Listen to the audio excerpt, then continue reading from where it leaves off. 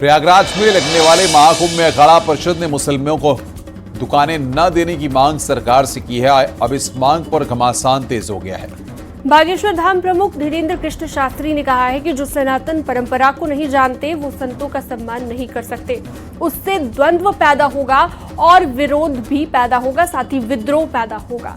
वहीं अखाड़ा परिषद की इस मांग का समाजवादी पार्टी के सांसद जियाउर रहमान बर्क ने विरोध किया और ऑल इंडिया मुस्लिम जमात के अध्यक्ष ने इस प्रस्ताव को सांप्रदायिक बताया है।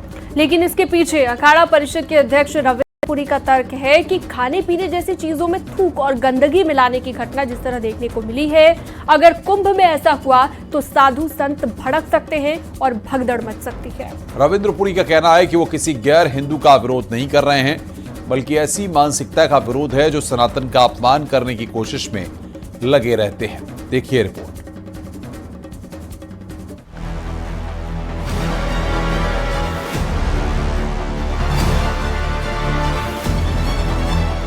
दो 2025 महाकुंभ को लेकर अखाड़ा परिषद की मांग पर घमासान शुरू हो चुका है, जिसमें अखाड़ा परिषद ने मेला क्षेत्र में किसी भी मुस्लिम व्यक्ति को दुकान आवंटित नहीं करने की मांग की है। दरअसल अखाड़ा परिषद के अध्यक्ष रविंद्र पुरी का तर्क है कि जिस तरह हाल ही में खाने पीने की चीजों में थूक और अन्य गंदगी मिलने की तस्वीर सामने आई है, उसको ध्यान में रखते हुए यह मांग की गई है। उनका मानना है कि अगर कुंभ में ऐसी तस्वीर आई तो संत समाज गुस्सा सकते हैं और मेले का स्वरूप बदल सकता है।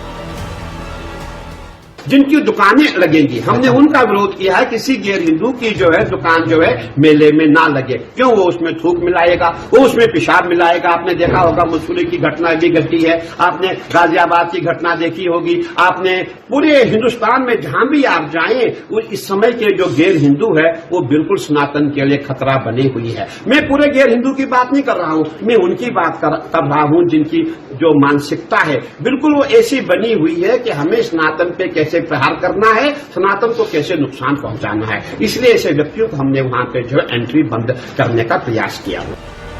अखाड़ा परिषद की इस मांग को बागेश्वर धाम प्रमुख धीरेन्द्र शास्त्री ने भी सही बताया। उन्होंने कहा कि जिन्हें हमारे धर्म संस्कृति की जानकारी नहीं, उनकी हमारे धार्मिक आयोजनों में क्या काम है।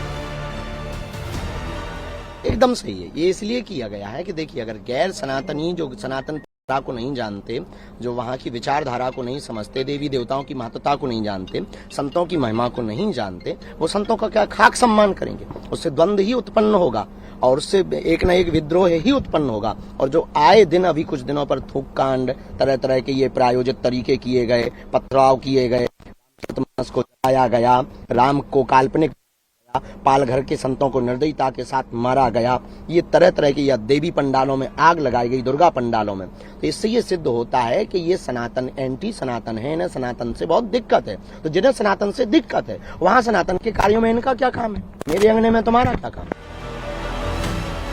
धीरेन्द्र शास्त्री भले ही कह रहे हो मेरे अंगने में तुम्हारा क्या काम, लेकिन मुस्लिम धर्मगुरु और नेता अखाड़ा परिषद की इस मांग को सांप्रदायिक बता रहे हैं। समाजवादी पार्टी के सांसद जियाउर रहमान बर्क और ऑल इंडिया मुस्लिम जमात के अध्यक्ष ने इसे सांप्रदायिक बताकर सरकार से कार्रवाई की मांग कर रहे हैं। अखाड़ा परिषद का ये फिरका प्रस्ताना फैसला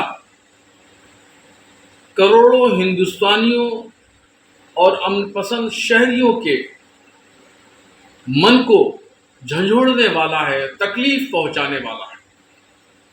इस तरह के फैसले होंगे और फिरका परस्ती को बढ़ावा दिया जाएगा तो समाज टूटने के कगार पे आ जाएगा, और अगर समाज टूटा तो ये देश के लिए निहायत ही नुकसानदेह साबित होगा। इसलिए उत्तर प्रदेश की सरकार को अखाड़ा परिषद पर लगाम लगानी चाहिए और ऐसे फैसले वापस हों। और अगर इस टाइप की ये परंपरा चलेगी तो परंपरा फिर एक ही तरफ थोड़ी रहेगी, ये परंपरा फिर सब पूरे प्रदेश और देश में रहेगी।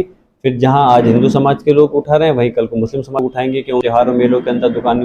मैं इस चीज़ के खिलाफ, मैं चाहता हूं इस पर एक सीरियसली एक एक्शन चाहिए और सब इस चीज़ को समझे कि वाकई में इस प्रदेश और देश के विकास है तो ये तभी मुमकिन होगा जब सब लोग मिलकर के रहेंगे और देश की तरक्की के लिए बात करेंगे। तो इसलिए ज़रूरी है कि ऐसे खिलाफ सख्त कदम उठाना है।